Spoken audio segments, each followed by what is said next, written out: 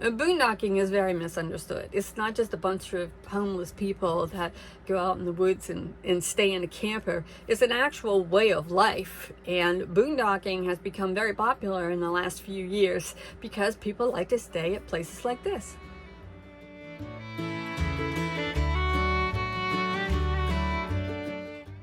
As far as I'm concerned, boondocking is the only way to go. I don't like to stay in campgrounds because people are too close to each other and they cost money. You can boondock in a giant Class A or Class C or Class B or in your car or in a tent. It's just out in the woods or the wild or by a stream or places that have no amenities. That a lot of people don't like that are used to staying in campgrounds, however, is that you don't have any electric or you don't have any water. There's like no sewer anywhere near you. One of the best parts about it is they're free. There are things called dispersed camping or wild camping, but to me, they're all the same. You get to stay in places that are absolutely gorgeous. And you don't have to pay. And the thing you're giving up is electric and water and sewer. Lots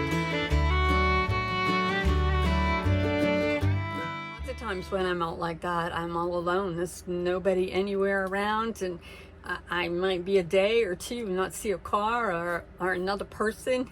And my dogs like it because they, when I go out like that, quite often I let them off leash. I have little vibrating collar things for them, and so that I can keep track of them, because people will say, well, watch out for coyotes and bears and all that stuff. And I do, but I keep them on a collar so that I can get them to come back when I need to.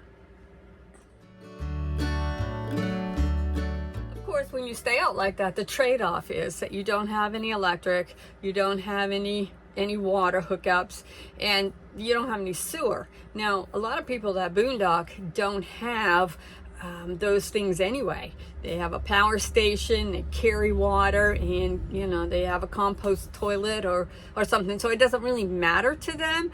As a matter of fact, they probably wouldn't even care about staying in a campground because they don't have any hookups anyway. You'll hear things too, like dry camping or wild camping, and to me they're really the same. I mean, I think there are a few differences, but the idea is that you're staying someplace that's not an organized campground, and you're on your own as far as how you produce your electricity or where you get your water. That's the nuts and bolts of it. That's what boondocking is all about. It's staying off-grid with no electric and no water, and just seeing beautiful things and having them be free.